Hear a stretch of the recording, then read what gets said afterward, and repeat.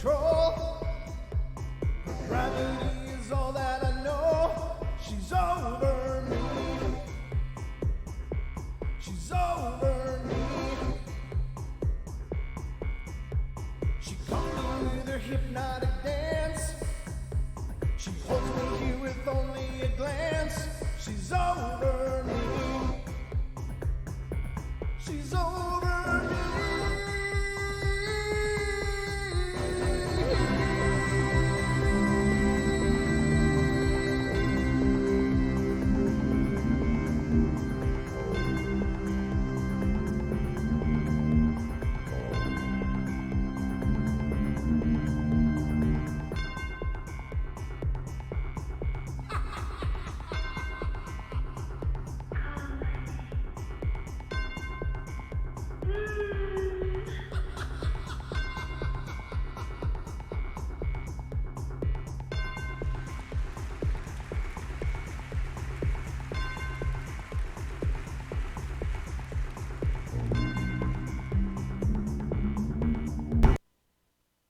Guess I should talk to you now. Welcome, everybody, to the Paranormal Portal Night Terrors. How you guys doing out there?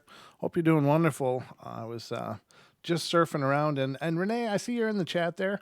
I I don't think it matters where I go on the whole of YouTube, and I do quite a bit of YouTube, and I gotta tell you, there's one person that I see in every paranormal show out there. And this one person is also a mod in every show out there. And that's Renee. How in the hell do you get everywhere and see all these shows? I find a brand new show I've never even heard of before, and I'll get to watching it, and there's Renee, and there's got a blue name and a wrench.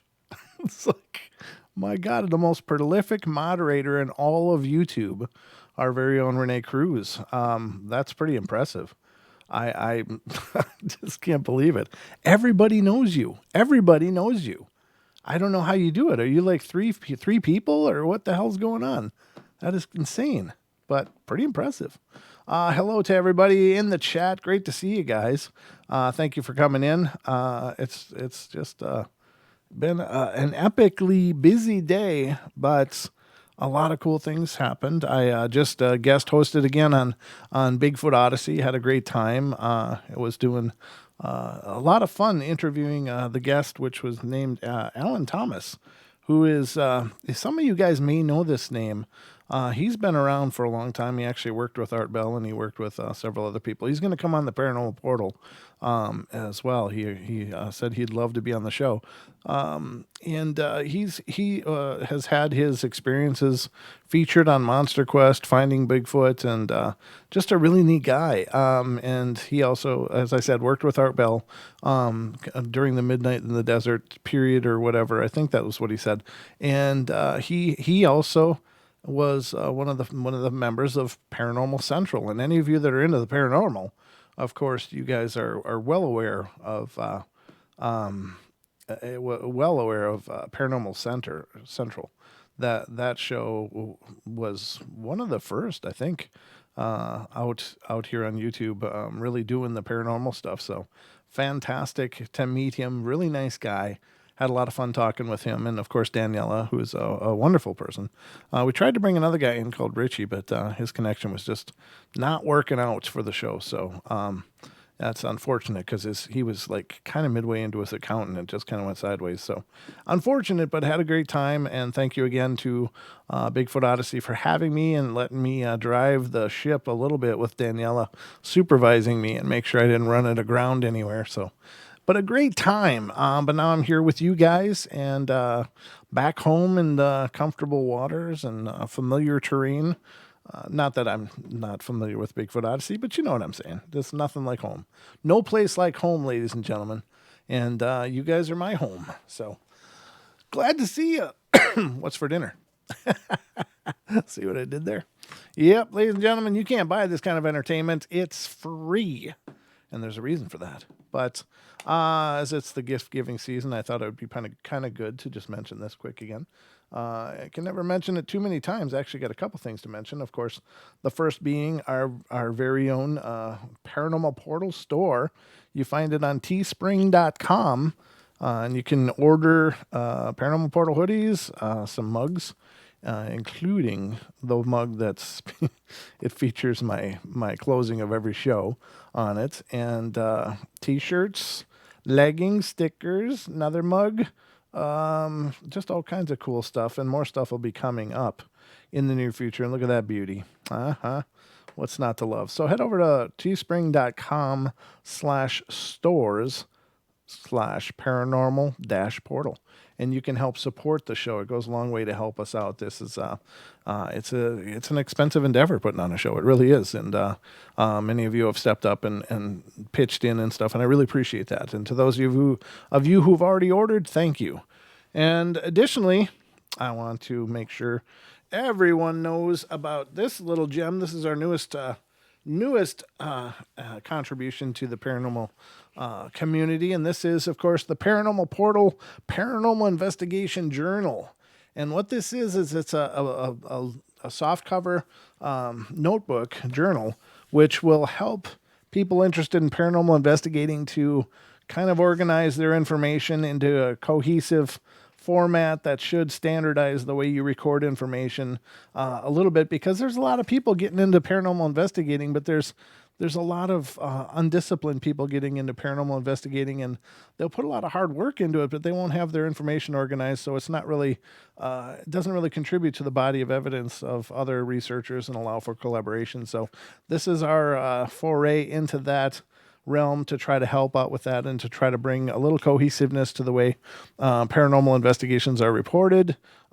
Great gift idea for any paranormal investigators on your list. So check it out. And if you want to know where to get that, the link is for all of this, of course, is in the show description. But I'm going to pull up the Amazon page for the investigation journal, and that is right here. And I'll put it on screen for you to see. It's on Amazon.com/paranormal-investigation-journal. And there's more information there. But if you look at Paranormal Portal Paranormal Investigation Journal on Amazon, you'll find it. But again, the link is in the show description on YouTube. So check it out. Hopefully people find that helpful and interesting. But, it's hard to know. But we think it's a great idea, and it's hopefully going to help to make reporting a little more fluid, and recording of factors, environmental and otherwise, that go into paranormal investigating, which are really key and paramount to doing a proper investigation. Because if you don't have your baselines, you don't have atmospheric information, weather information, and a lot of baseline information cataloged, then it's hard to compare that against like things like EMF spikes and things to that nature, or other things that go into investigating, like checking the plumbing, checking the electrical, things that should be journaled and signed off on, because there's so many false positives and possibilities. So there will be a companion book coming out to that in the near future, but for right now, it's out there if you are so inclined or interested. Check it out. And that, again, goes a long way to help support the show. We're just trying to figure out new things we can bring out that might be something people need as well. And so we hope you'll check that out if you would be so inclined. Thank you guys for that. But I guess, just so you know, the phone lines are always open during the Paranormal Portal shows. The call-in number is 720-923-0500, and you can find that number on the screen right up here, right up above my finger there, right where I'm wiggling. So that'll help you locate the number to call in if you decide, hey, wait, I got something I want to call in about. Well, there you go. There's the number, and I'll do my best to watch for that. I know the other night we had a call, but I was in the middle of something else, and I didn't get to it in time, and I saw that it disconnected. So I don't know who it was that called, but sorry I missed that call. It does happen.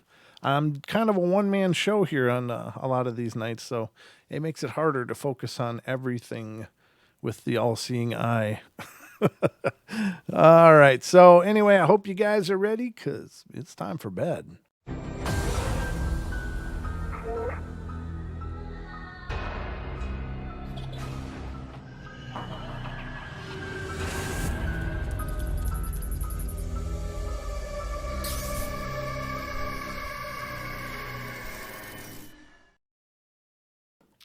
And we are now underway. We are now underway, ladies and gentlemen. Welcome to the Paranormal Portal Night Terrors. Tonight's episode will be brought to you by the letters OMG. Sorry. It's a joke I've used before, but I like it. It's kind of classic. So anyway, let's get to some stories I hope you will enjoy. If you don't enjoy it, then it's not my fault. You're just tough to entertain. Yeah, you remember you're getting what you're paying for here. And so far, this has been free. All right, so we're going to Ohio right off the bat. And let's see what's going on in Ohio. It says the house seemed to come alive at night, and not just because it sat next to railroad tracks. The trains seemed to stir something within it. No wonder my cousin Sally and her family seldom talked about it. Wait a minute, I read this one last night. Get out of here, you bum. Sorry about that, ladies and gentlemen. That was me not being diligent in closing tabs after I read stories. So I'll read a different one, and this one's coming from California. It says, my boyfriend Dan and I moved into our new apartment in November 2007. It's our first apartment together, and for the first few months, we didn't really notice anything acting strange about the place. We had previously lived with Dan's brother, and it was enough of an adjustment getting used to living out on our own. I got to just take a moment here and talk about that.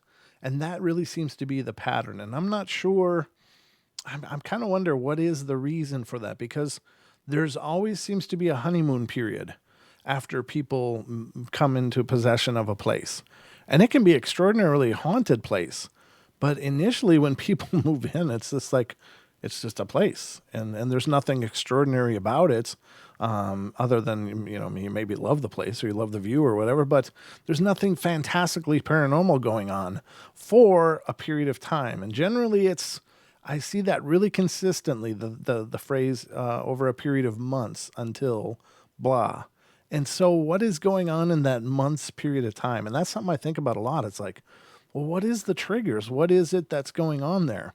So what I think it could be, and this is just me spitballing, just throwing ideas at it because I don't know, but I always want answers. That's kind of my passion about the paranormal is I just want to understand, because there's so much we can learn if we can put some kind of understanding to it. But I think what's going on is, and this is, I believe, largely in the case of intelligent haunts. And I think what's going on is that whatever presences are in a location, probably, I don't know if they become inactive when people leave, and if they're sitting vacant for a while, if they just kind of go down to a baseline of, almost a stasis or something, or if they're just actively watching and checking out these new people that are in their space and trying to figure out, what are they all about? Do they like them? Do they not like them? Do they want to make their life hell? Or do they, is this like the period where they're just,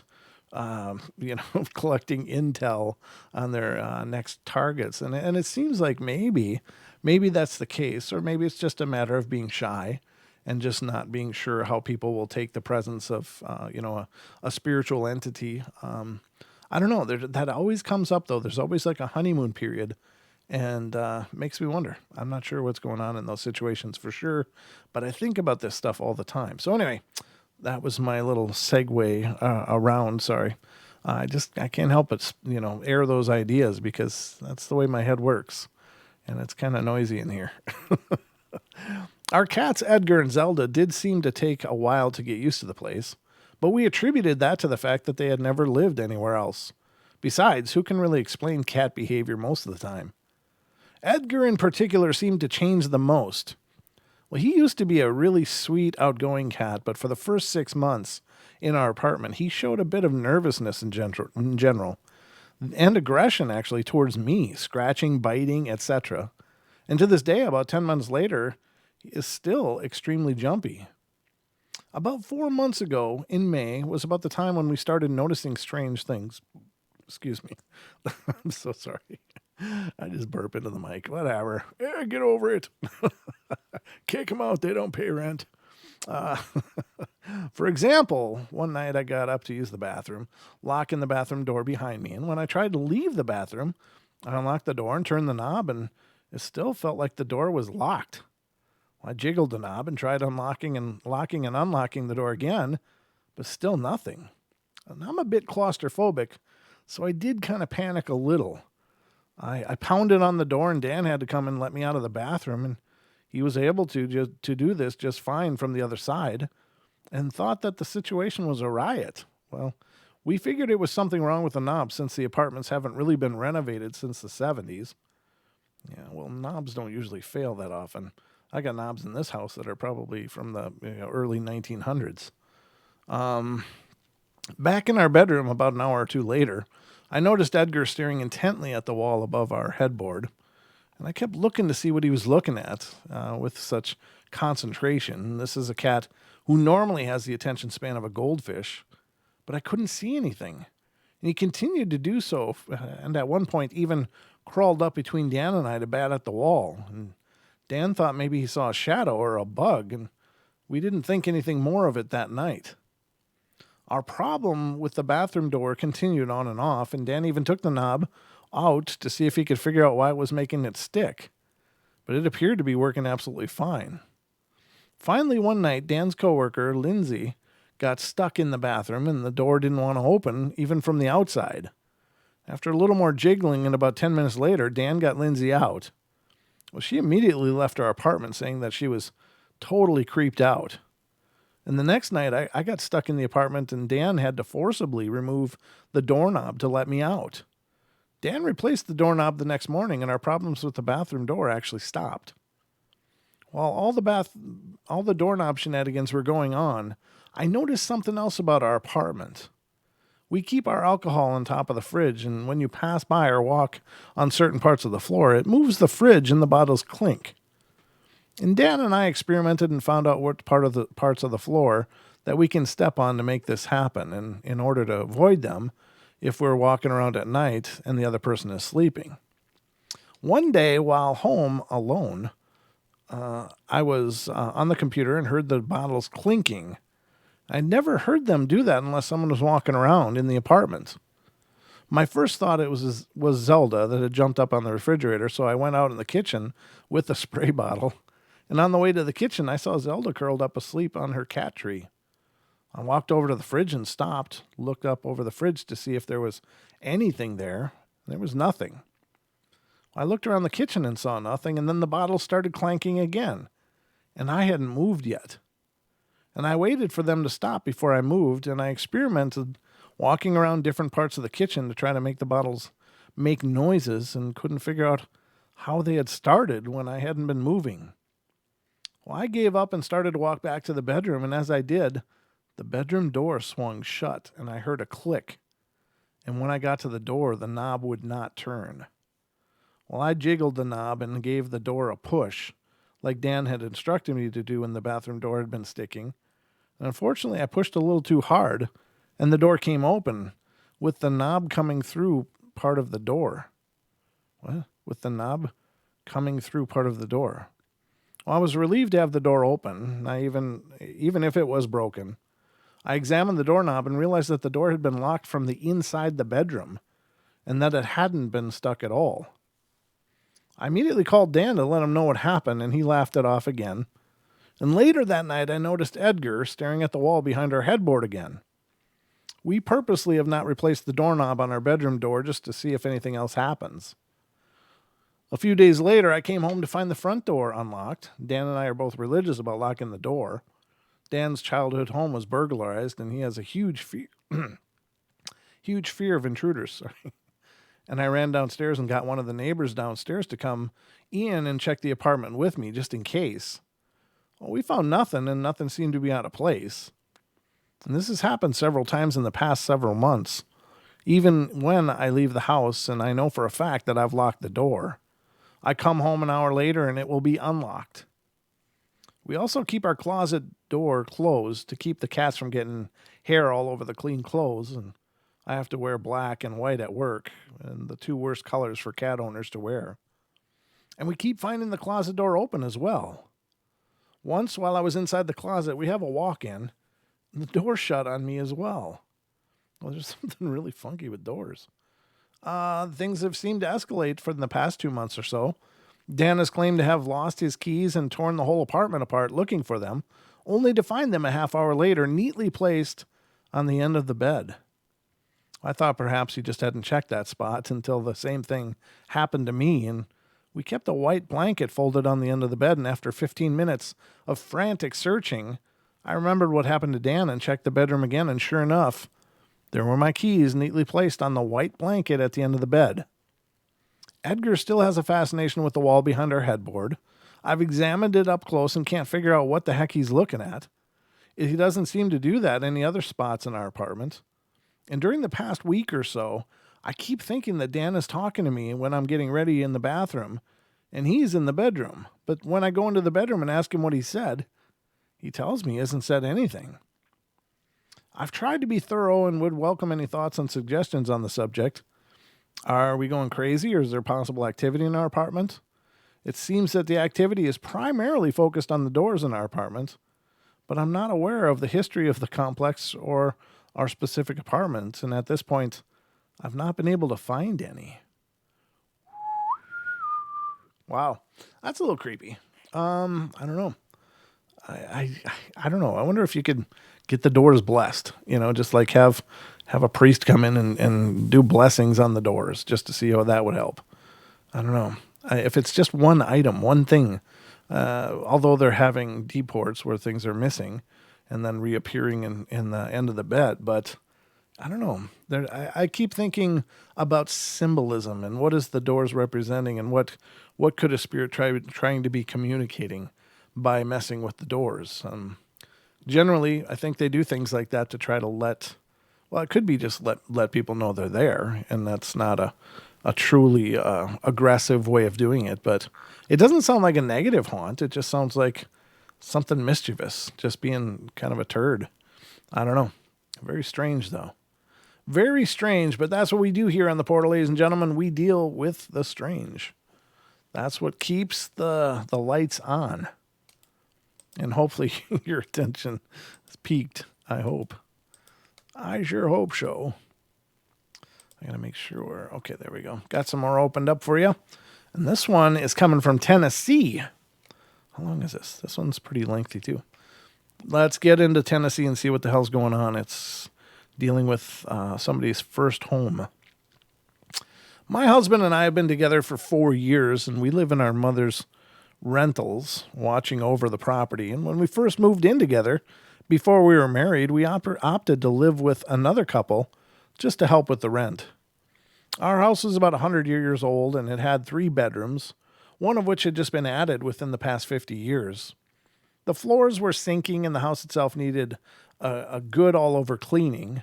My female friend and I decided about 5 days before we moved in that we were going to stay the night and clean it, without our boyfriends there to distract us. Well, that was the night that I realized that we were not going to be living in this house alone.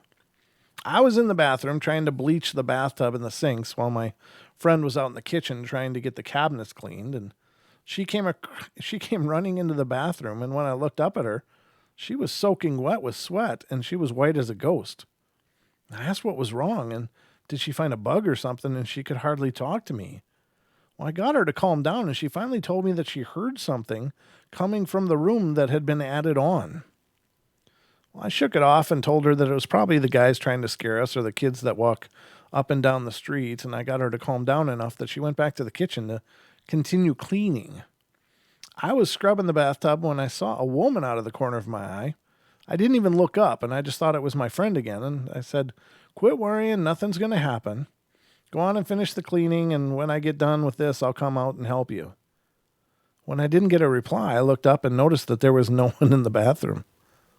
I finished with the bathroom and walked into the kitchen, and she was on the other side of the kitchen and wouldn't even turn around to face the door that led to the new bedroom. I told her to stop being scared. Even if there was something in the house, it wouldn't harm us. It would just try to scare us to get us to leave, and for some reason, that was the only encounter we had that night.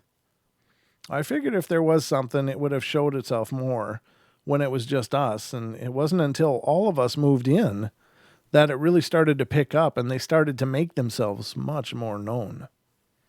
Our shower was a single with a glass door. I took a shower one night and noticed that there was a male figure sitting on the side of the tub facing the shower looking in. That's not creepy. I giggled because I thought it was my boyfriend, but when I opened the shower door, he was gone. That same night, my friend asked me, after our boyfriends went to bed, if I noticed anything strange in the bathroom. I wanted to hear what she had to say, and it was the same thing that happened to me. Every night after that, we always had a male companion in the bathroom, although he never spoke and he never made any attempt to communicate or harm us. We started having my step... What? Okay. We started to having my... I think it's supposed to be stepson. It says step on. But on every other weekend basis about a month and a half after we moved. His room was to be the new bedroom, and he refused to even go into that room, and he wanted to sleep in the living room on the sofa bed. Well, I agreed to keep him happy, but I couldn't figure out why he didn't want to sleep in his own room. I decided the next night that we didn't have him, I would sleep in that room. That Monday night, my boyfriend had to go out of town for work, so I decided that would be the night that I'd sleep in my stepson's room. It creeped me out a little, but I thought that it was just what my friend had said and my stepson not wanting to sleep in it. I thought my mind played tricks on me, and it was about an hour after I got to sleep that I felt a little hand on my hand shaking me, trying to get me to wake up, and I sat up, but didn't notice any children in the room, and I turned on my stepson's nightlight because by this time I was freaked out. I laid down trying to get back to sleep and was looking at the wall, and on the wall you could clearly see a shadow of a little girl with pigtails dancing. And you looked around the room and you couldn't see her anywhere, only on the wall as a shadow. After that night, no one else in the house had witnessed anything except for the pervert in the bathroom and the occasional woman out of the corner of your eye. And I myself kept seeing this little girl, but only in shadows. And she never tried to talk, but there would be nights that had this feeling that I needed to go to my stepson's room and check on him, knowing that he wasn't there. And when I would reach the door, his rocking horse would be moving and then just stop. Well, I never found out what happened in that house, and we moved shortly after that. When we left, the house itself felt peaceful. My husband thinks that maybe it was just my presence there that made the little girl feel happy or comforted. I'm still not sure, but I would like to know what everyone else thinks it might have been. Huh. Again with the kid spirits, I don't know. Is it possible? Sure. Is it good? No. It's not good. It's not good if there's these gentle, beautiful little souls that are, uncorrupted, and they're just left to wander. That to me is horrible. I don't know what's going on there. I hope someday I can understand that more. All right, let's get on with it. This one is New Jersey. This one has to do with a haunted place as well. It says, one of my friends just happened to be the granddaughter of the company Cinderella Cheesecakes, which provides most of the cheesecakes in the school sales magazines. And there was also an old house attached to the factory. And whenever we went there, whether it was to let her dog out of its kennel or to snag a few free samples of cheesecake, there were always these beautiful roses out in front of the house, even if they had already bloomed once for the year. The roses always had a peculiar scent to them, a little sweeter than regular roses. Well, it's Cinderella's place, are you kidding me? Whenever we would be in that house, we would feel a presence, and a presence that my friend has said she's felt for years and years. So one day we were looking through a storage space in one of the rooms upstairs, and her grandparents had stored a whole bunch of old furniture and cameras up there, and we were interested. One day we were looking through the old artifacts, and my friend started to feel dizzy, like something didn't want her in there. And I felt it a little too, but I just disregarded it and kept looking. And then my friend started to collapse and feel sick, so we decided to head out of the room. And once we were downstairs, she started to feel much better. And this happened twice on 2 different days. One day we got this idea, being crazy kids as that we were. We decided to bring her possessed glow-in-the-dark Ouija board. This is not going to be good. And not the one from my other story. And we got in contact with the spirit who didn't really want to talk for too long, but did for a little while. And the spirit claimed that it had lived in the house. And we wanted to choose another question that wouldn't offend the spirit. So we decided to ask what its favorite flower was, to which it replied, roses. Okay, so we knew the spirit was someone who had lived in the house and absolutely loved roses. This could be my grandmother who passed away, claimed my friend, still not wanting to offend with any inappropriate questions. And we asked, are you taking care of the roses out front? And it told us yes, meaning that the roses out front were being kept alive by the spirit in the house. I know this isn't really a freaky story, but I figured it was a neat story to add. Yeah, I think so. I think that's, if you're going to have a presence, if it actually takes care of something in your house, that's a pretty good presence. I don't know. Get one to drag a vacuum around. That's a haunting I want. Just get one to dust. That'd be awesome. I'd be going all day for that. All right. So I don't know. It's like if they're going to be there and they can move things, why not move a vacuum and, make it beneficial, or do dishes or something useful. I don't know. Just me, I guess, but all right. This one is Colorado.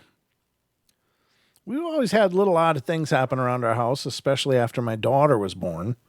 Nothing really big, just little things here and there. Like when I was rocking her one day and I felt someone squeeze my foot. It was a comfort squeeze and nothing more, but I was home alone with her, and I always figured it was a passed away relative coming to see the new addition. Right after her first birthday, everything stopped. Sorry, a cat has been rubbing on my microphone again, and I'm getting cat hairs on my face. Lovely. Where do we? Oh, everything stops. Last weekend, we rearranged her room to make it more of a big girl's room and started to get things together for her second birthday. And the first night she was getting ready to go to bed, she was crying and said that she didn't want to sleep in her room. I figured it was because of the change and told her that she had to. Well, she started to get frantic about it, so I asked her what was wrong. She said it was a scary room. I asked her what was scary, and she told me her dolls were staring at her or scaring her. We took out every single doll, but she was still freaked out, and asked her what else was wrong, and she pointed to the hall and kept saying, "Scary grandma." I looked and didn't see anything, and I asked her what she was talking about, and she just kept saying "scary grandma" over and over. And I asked her if she wanted to tell me to tell the grandmother to leave, and she said yes. And I looked over to where she was pointing and said, "Grandmother, you have to leave. You are scaring Libby, and she needs to go to sleep." My daughter immediately calmed down and went right to bed. We had the exact same thing happen last night, except she was pointing to the closet instead. And once we told the grandmother to leave, she calmed down and went right to sleep. I don't know if I can do if anything in this situation. I just hate the thought that my child is scared of her own room. I'm sure that anyone that's out there are just trying to see her and not harm her or scare her, but I'm still uneasy about it. So that's another big thing, is this the importance to claim your space. Now, we talk about this often, or at least periodically on the show, but I know we have new listeners all the time, so in case you haven't gone through the entire almost 600 episodes that are here on YouTube, you might have missed this, but I think it's important to claim your space, to communicate. This is me. I'm here. This is my home now. If you're okay with them being there, to say, it's fine if you're here, but you can't do, and then come up with a checklist of things you don't want them to do. Like, don't scare me. Don't scare my kids. Don't, hide things that we may need, and come up with some dialogue and just say that that's the way it has to be. I think, in most cases, spirits were people. They were once incarnate people. And, like everybody, except for there's always a few bastards out there. But for the most part, people don't want to be a problem, and they don't want to have problems. And so while a spirit may not be real thrilled that you're there, I think if you acknowledge that presence and try to honor that presence and just say, come up with some ground rules of what is acceptable, or even to the point of, in a lot of boisterous hauntings, people have put aside a space in their home and said, "This is your space," and let the spirit know that it has a space in the home that is its space.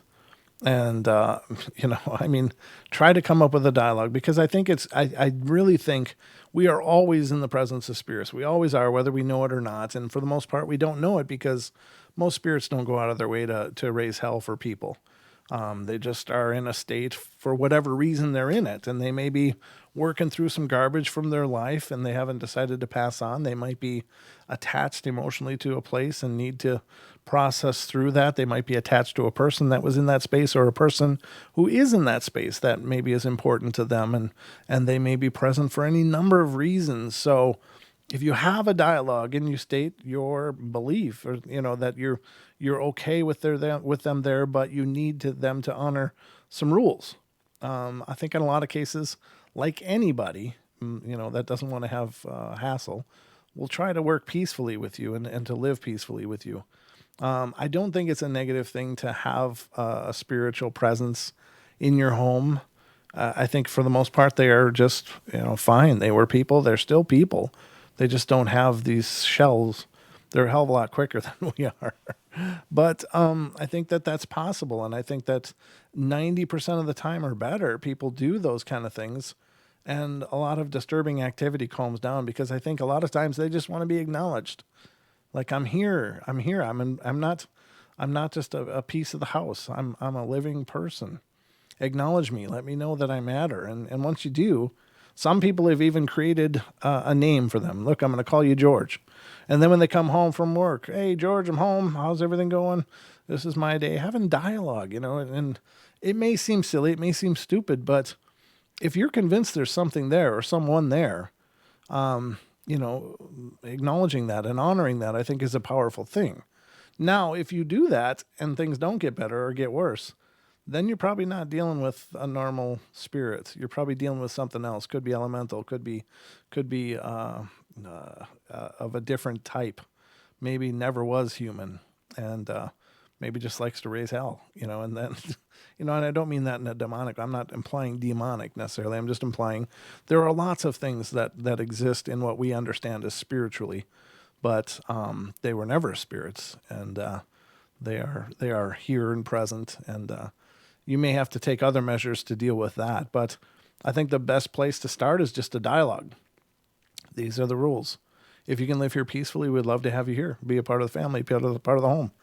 If you can't, then whatever. So, I mean, I've read so many thousands of stories doing this show, and people that have done that, have some of the coolest experiences. Like there was one boy who was having a tough time in life, and he actually met this grandfatherly figure in a house he and his mom lived in. And he was really kind of a loner, and he was able to make a connection with this grandfatherly figure that would appear to him. The kid would go into the attic and just talk to the grandfather, and grandfather would appear and sit and listen thoughtfully. Didn't talk back, but listened. And then one day when they were going to move, the boy went up there and told the spirit that they were moving, and he said he could see a tear in the grandfatherly figure's eye. And I mean, what a beautiful moment is that, right? So, I don't know. But I think it's possible. I think you can do that. I think you should do that if you're dealing with a haunting, and try. If it doesn't get better, then reach out, get help. If any of you are dealing with an aggressive haunting or a really tough situation, get a hold of us here at the show. We have many people affiliated with the show who have asked to be notified if there's something going on. They're willing to help pro bono. I mean, they oftentimes take donations, but they don't ask anything. If you can't do anything, that's not important. They just want to help. So we have resources for people that are dealing with scary things and need to understand that situation better. And a lot of times it's misunderstanding. A lot of people have come to a peaceful place with what they're dealing with because the people who are part of the show, Sean, Deb, Dee, different people have reached out to these people and helped them understand their situation. Once you understand what's going on, it's not really scary anymore. So that's always an option too. So we have the ability to help, and I'm really proud of that. I'm really very proud of the fact that these wonderful people have stepped forward and said, "I want to help." If anybody gets a hold of you, let me help. And if somebody's dealing with something horribly traumatic, you've been through a paranormal event and it's shocking and you got a PTSD out of the deal and you're just living in fear, get a hold of us as well. We have a behavioral person that's Barbara Charlton has been doing wonderful things, helping people cope with the stress of horrifying situations, and has helped people really reclaim their lives. So please reach out to us. We have plenty of people willing to help. And it's something I take a great deal of pride in because these people came out of nowhere and said, hey, let me know. And I can't think of a more beautiful thing than to be there for people. So anyway, and I'll help you as much as I can as well. I mean, you can always email me if you just want to talk and let me know what's going on, and I'll give you my best advice. And we can decide what to do from there. So just some options, ladies and gentlemen. I just want people to reclaim their lives. I don't want people living in fear. So, I hope you don't mind if I get a drink. How's everybody in the chat room? You guys good? There's quite a few of you out there. Thank you guys for being here. That's an honor. Moving towards the holiday season.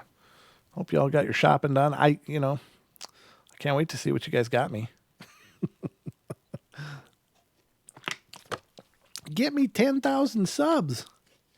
That's all I want for Christmas is 10,000 subs. Of course, I do want that, but no, it's coming. It's growing of its own accord, believe it or not. The show's doing wonderfully, and thank you to all of you who have spread the word. Hi, Gemini. Big love back to you. Thank you.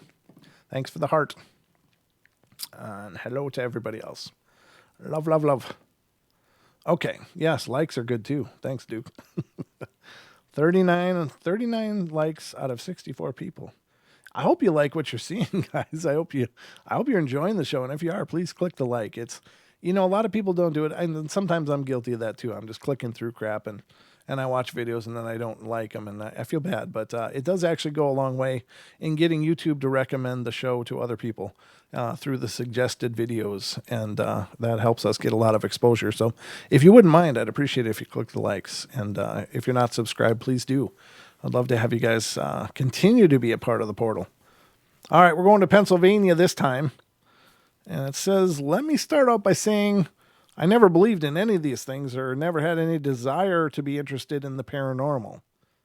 Well, this changed about 2 weeks ago, and I'm desperately looking for answers and possibly some comfort because honestly, I'm a nervous wreck. This would be a great person for Barb. Unfortunately, the story's from 2008, so it's a long time ago. I've been searching the web for what I don't know, but I'm coming up empty. I ran across this and I was glad to see there's discussion about these topics, and I'd really like some advice so I can get on with my life. First, I think it would help to offer a quick description of my house. The front door opens into a small hallway that leads to the main staircase, and at the top of the staircase is my room. If you were facing my room, the bathroom is directly to the left. Behind you would be my parents' room and at the end of the long hallway. And it was around 2 a.m. It was during the weekend, and I'd just driven 40 minutes home from visiting my college roommate. Well, I'm 23 years old and just out of college a year and a half ago. I grabbed my backpack from my back seat, slung it over my shoulder, and made my way up my porch and through the front door. Normally, I'm not afraid of the dark, but as soon as I walked into the pitch black of my house, I was struck with the most bizarre, eerie feeling. It caught me completely off guard, so I ran to the hallway light switch and flipped it on. The feeling subsided a bit, and I felt a little bit better, but my heart was pounding. I remember laughing at myself, too, and I turned off the light and turned on the staircase light. There's a light switch at the bottom and the top of the stairs, which is generally the case, and made my way up the stairs. As I reached the top of the stairs, I turned off the lights for the staircase, and as I walked to my bedroom door, I looked left into a wide open bathroom door, and this will haunt me forever. Standing in the back of the bathroom was a young woman in a plain beat-up dress, slightly glowing white in the darkness. Her hair covering her face was curly and black. I don't know if you guys heard that, but That was pretty intense. Now my ears are ringing too, but you guys can't hear that. That's inside my head. Yeah, weird static. At the top of the staircase, where am I at? Where am I at? Her hair covering her face was curly and black, and her head tilted forward as if looking at the floor a few inches ahead of her. As soon as I became aware of her, she started walking towards me at a normal pace. I fell back and cowered against the wall, staring at her and yelling and screaming, "Oh my God!" at the top of my lungs. As she got closer, she started to tilt her head forward to look at me, but at that moment, purely on adrenaline, I ran down the hall to my parents' room, crying, yelling, and screaming. And their door was locked, so I was kicking and banging very intently on the door, knocking the door down. My dog, who sleeps in my parents' room, started going berserk on the other side of the door. Still screaming, banging, and calling for them, I turned my head to see the girl walking down the hall towards me. Well, I completely lost it and felt I was about to pass out, and my parents finally opened the door. As I fell on their floor, my dog bit me, and I scampered up to look. She was gone. At this point, I was crying and completely uncontrollable as I tried to explain to my parents what I had just seen. They looked almost as afraid as I was, and after a few minutes, I was able to calm down and tell them what happened. I could tell that they didn't know what to believe, but they know I'm not one for dramatics. I slept in their room that night and forced them to keep the light on. I didn't sleep and watch TV all night, scared at my parents' closed door. Or staring at my parents' closed door, rather. I never touched drugs or anything like that, so what I saw, I believe to be real. No matter how much I try to talk myself out of it, I would love for it to be fake, trust me. But it wasn't. It wasn't a wisp or anything see-through. She looked tangible, and she was very real. It's been about 2 weeks, and I still won't go anywhere in my house alone. Luckily, I've been planning on moving out at the end of this month, and I've been sleeping in my younger brother's room every night with the light on, and I don't know what to do with myself or what to think. I've never had a single paranormal experience my whole life, and this happens. I actually enjoy being at work so I don't have to be at my house. I dread going home every day, and I'm living in utter terror right now. I'd really like to know what everyone thinks. I think it's time to sage that house. But again, you know, what is going on? Well, all they know, and this is the thing. There's no indication that the spirit is negative. There's no indication it was even doing anything other than making its presence known. However, we get freaked out by seeing people in our houses that we're not expecting to see. We get freaked out that they look as real as we do.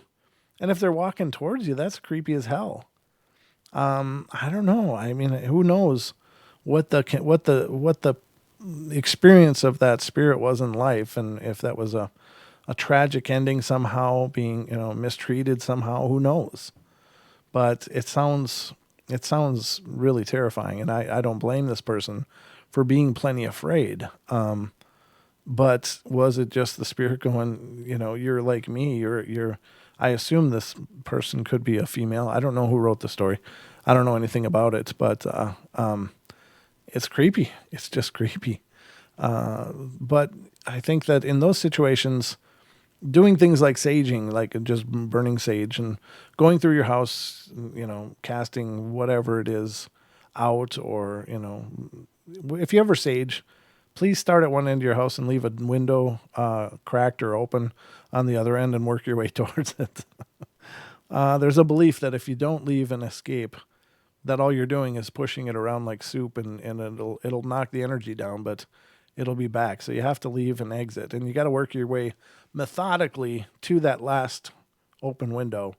And then when you're done saging to there, close the window and then, seal it. So just a little piece of advice, because many believe that if you don't, you're just pushing a spirit around your house, making it try to get away from that smoke, which is supposedly cleanses negative energy. Is that true or not? I don't know. I just know that these beliefs are as old as time. So in that regard, you kind of have to honor the wisdom of the old ways, because I think there's truth to it. And I think that we are finding out that the old ways were pretty spot on for a lot of things. including health and nutrition and stuff like that. So I don't think it pays to ignore the past. Ignore the wisdoms of the past, and you might be bound to repeat their mistakes. Just saying. Let me look at the time and see where we're at. Oh, man. This is not responding. There we go. Oh, my God. It's already been almost an hour? How the hell did that happen, ladies and gentlemen? How did we get here so quick? I'm going to see if I can find a short one to read for you. That's not it. That's pretty long. That one's long. That's not the short one I was looking for.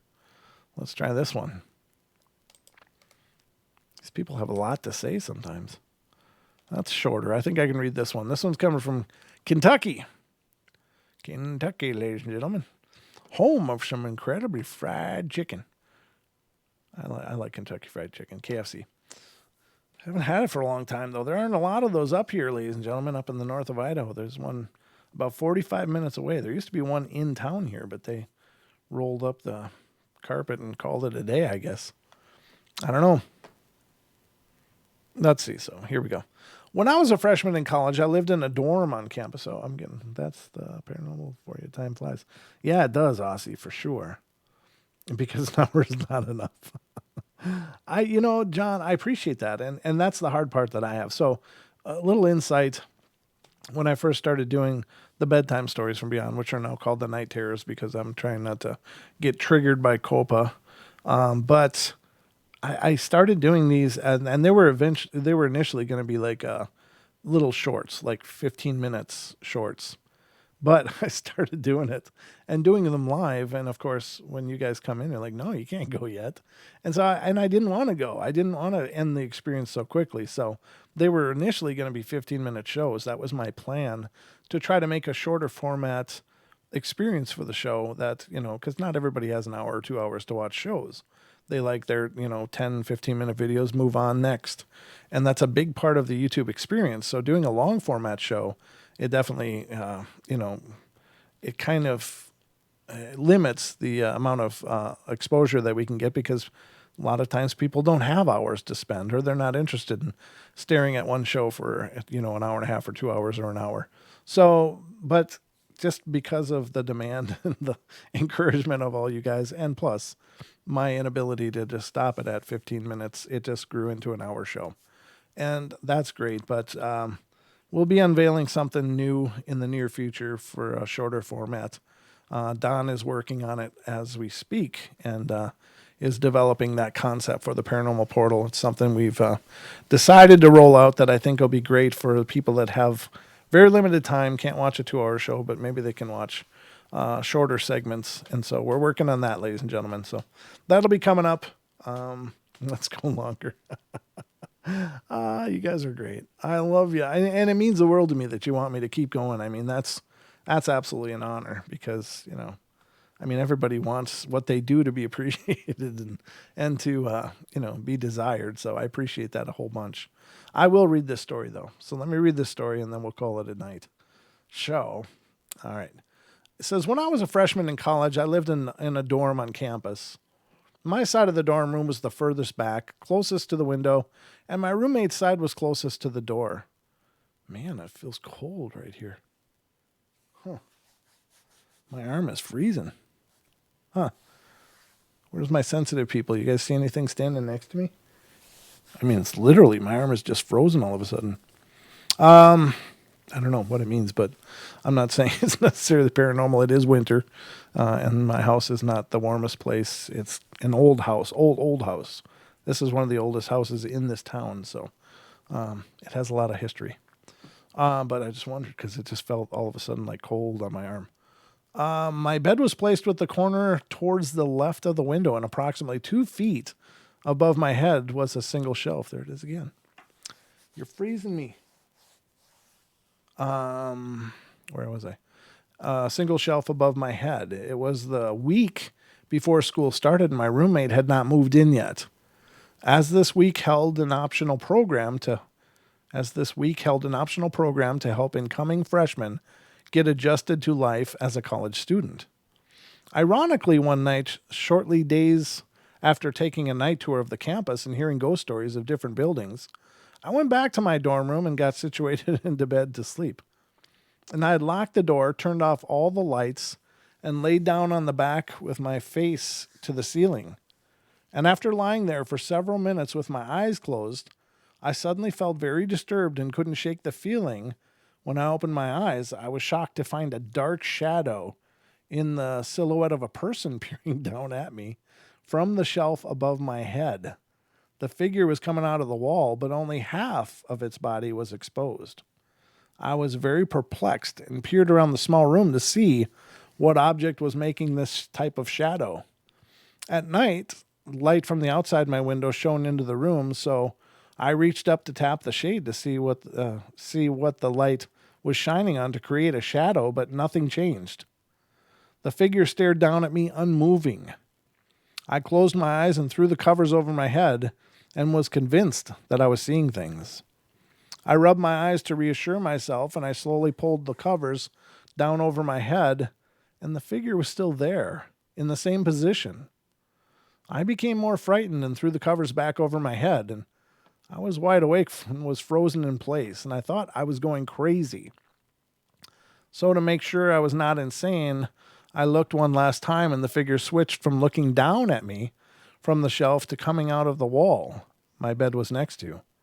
There was no facial features or clothing characteristics, just a solid black figure. I threw the covers over my head one last time and concentrated on falling asleep, and to my surprise, I didn't wake up until the next morning. I never saw the black figure again, and I believe this thing made its presence known one last time to me. 2 months later, I was alone again in my dorm room, getting ready to go out for the evening. And I was standing in the center of the room, in between the door and the back wall, and I was about 6 feet away from the wall when suddenly a poster flew across the room as if someone had ripped it down and threw it towards me. I know the poster didn't fall on its own, as I had just recently securely taped it with masking tape. I immediately grabbed my purse and left. I never experienced any paranormal events again. My roommate never experienced any sort of paranormal event while living in the dorm room, and I've decided that I'm going to research this and try to find out if there is a history concerning that room. That can have a lot to do with the person. I think that this person probably is at least sensitive, maybe unconsciously sensitive, but that's probably why they were able to observe it, and maybe why the roommate couldn't. I don't know. Just some food for thought, ladies and gentlemen, but that is the last story of tonight. I'm going to get a sweater and continue working here for a while. But I hope you guys enjoyed the portal. Thank you so much for being here. I really enjoy every night that we do the shows. I really enjoy that all you people come and join me and take part in them. I appreciate all of the chatters, and I appreciate all the people sitting quietly just listening to the sound of my voice. It means the world. So thank you all so much for being a part of the Paranormal Portal. It's really cool. If you know people that like the paranormal, you're involved in other groups that talk about paranormal stuff, please let them know about the portal. I'd love to see this continue to grow, and you guys are certainly doing this for me. You guys have been amazing, and I appreciate all your hard work on spreading the word about the portal. Remember the investigation journal? If you have a gift that you need for that paranormal someone in your life, get the Paranormal Investigators Journal. It would help out a bunch, and hopefully it'll help them out a bunch. That's the object, is to provide things that people need. So, has the Ghost Radar app been on lately? No, not for a long time. It's the Ghost Radar app is actually on a laptop across the room, and I don't run it anymore because it's not here. I set up my music studio over on the other side of the room, of the studio room. So that's where I make music. This is where I do the show. Kind of helps me to organize, because I'm not the most organized person, and I have way too much crap over here for the music production stuff too. So it's not here. Thanks, Paranormal Portal. I'm glad I made it to the live one. Yeah, me too, Tom. Thanks so much. It's good to see you, brother, and thanks for being a part of the show, and I hope you can make more. I get a lot of apologies from people like, "Oh, sorry, I couldn't make it," and it really means the world to me. But I understand life happens. Sometimes you can't make it. I'm just thrilled you guys watch the shows when you can.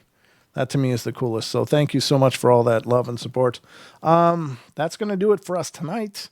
If there's anything else, I guess I'll talk to you tomorrow and tell you all about it.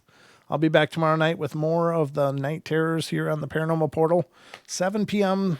Pacific time, 7 days a week, right here on YouTube. I'm doing live shows, so if you want to catch live shows, just figure out what 7 p.m. Pacific time means to your time zone, and join us. So we'll be here, come hell or high water. I don't know if I'm going to take some time off around Christmas. I think I need a break. I've been at this daily for a year. The only day I took off was Thanksgiving Day, but I think I kind of need to recharge. I hope you guys don't mind, but maybe I'll surprise you and show up, because some of you guys out there maybe don't have plans for the holidays, and I would be remiss not to spend at least a part of it with you. So, because we're all a family here. So, anyway, guys, love you all. Be good, be kind, be nice. Take care of each other. Help each other out. Find the magic in every day, and remember to laugh as much as you can. And I love you all bunches, and I will see you tomorrow night right here on the show. And remember, the podcast dropped today. It's Dawn from Northern California having really bizarre out-of-body experience that really is more like an NDE, near-death experience. And she had some great conversations with on the other side, and some wonderful, amazing experiences. So check it out. It was a great time and a great discussion. So again, I'll be back tomorrow night. So I hope you guys will be here then. Love you all, and sweet dreams.